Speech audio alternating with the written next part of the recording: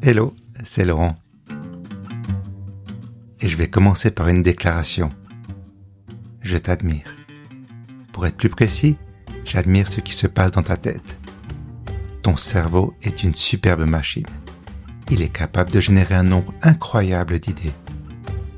Ton esprit parvient à visualiser des images d'une complexité inouïe.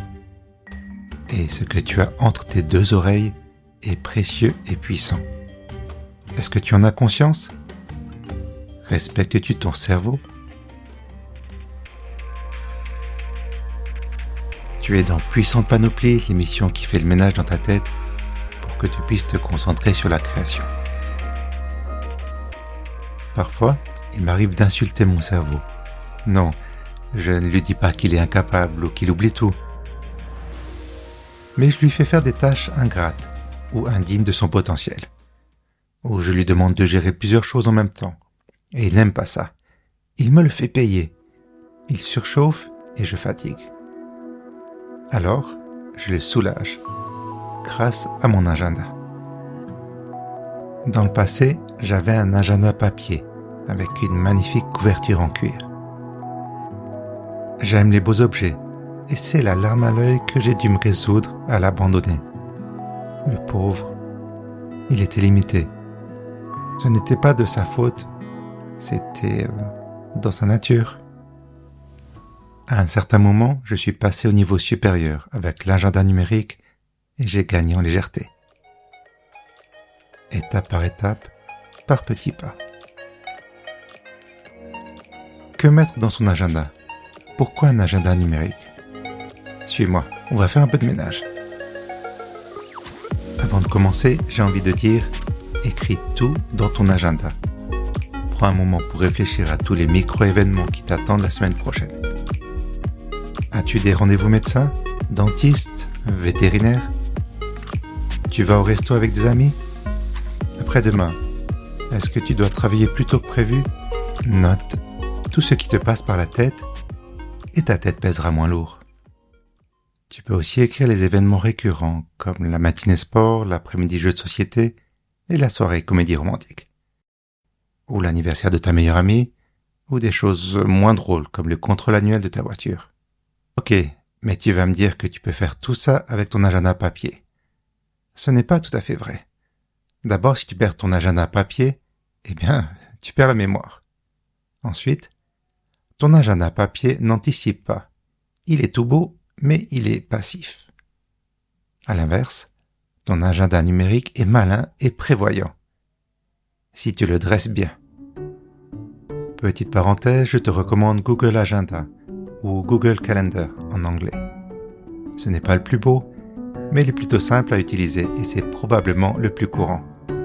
Il sera donc plus facile à connecter à d'autres applications. Si tu es allergique à Google, il y a d'autres solutions avec les mêmes fonctions. Fin de la parenthèse, je reviens au dressage de ton agenda numérique. D'abord, lorsque tu ajoutes par exemple ton premier rendez-vous chez le médecin, écris bien l'heure du début et l'heure de la fin, en comptant relativement large. Ça t'évitera de prévoir trop de choses sur une courte période. Ensuite, mets-toi également un rappel, voire 2 rappels ou notifications. Un premier rappel qui t'avertira 1 heure avant et, si tu as peur d'oublier, un second rappel la veille en soirée. Finalement, note aussi le lieu et l'adresse si c'est un nouvel endroit. En plus, en cas de doute, tu pourras ouvrir Google Maps directement depuis l'agenda. Et si tu as des questions à poser ou si tu dois venir à jeun, écris-le aussi. Souviens-toi que chaque information ou détail prend de la place dans ta tête. Petit truc pour certains événements comme les anniversaires. Tu peux noter que c'est un événement qui dure toute la journée au lieu de marquer le début et la fin. Programme aussi ton application pour que l'événement se répète chaque année, mois, semaine ou jour. Et pour l'anniversaire de ta meilleure amie, ce n'est pas très glorieux de devoir se rappeler de cette manière, mais quand on mène une vie de fou, on oublie tout, même les moments qui comptent. Alors, à choisir. Tu peux aussi ajouter des tâches dans ton agenda, mais je te conseille d'utiliser une application séparée pour ça. J'en parlerai dans un prochain épisode, car les tâches, avec un accent circonflexe, c'est un gros morceau. L'agenda numérique est flexible. J'aime afficher 3 jours en même temps sur l'écran de mon téléphone. Mais peut-être que la vue avec une semaine fait plus de sens pour toi. Si ça t'aide, tu as la possibilité d'attribuer des couleurs à différents événements. Ton agenda numérique s'adapte à toi et selon tes souhaits, il devient simple ou complexe. Ton partenaire ou ta collègue a besoin de savoir comment tu t'organises, tu peux partager ton agenda. Tu perds ton téléphone, ton agenda se synchronise sur ton ordinateur ou ta tablette. Ok, et la sécurité. Principe essentiel, ne mets pas d'informations sensibles dans ton agenda. Après, la définition est floue. Écris le moins d'infos possible, mais autant que nécessaire pour que cela puisse t'aider au quotidien. Tu vas me dire que ça ne te dit pas si tes données sont protégées. Alors oui, elles sont protégées.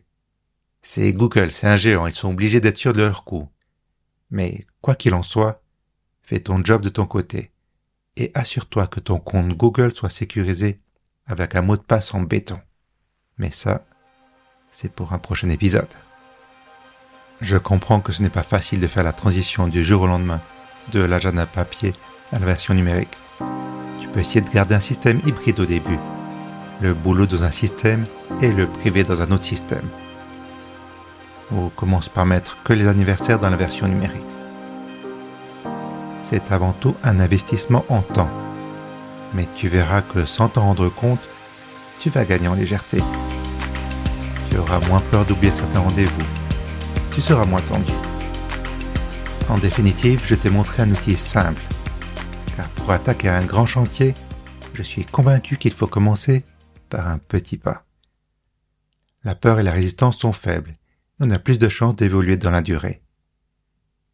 Je précise aussi que c'est une proposition. Libre à toi de faire ton marché parmi mes idées. Tu fais le tri et tu gardes ce qui est en accord avec ta sensibilité.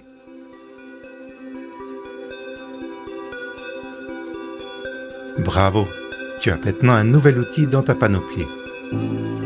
Rappelle-toi que ce n'est qu'un outil. L'essentiel, c'est ce que tu vas en faire et comment tu vas exploiter le temps libre que tu as gagné.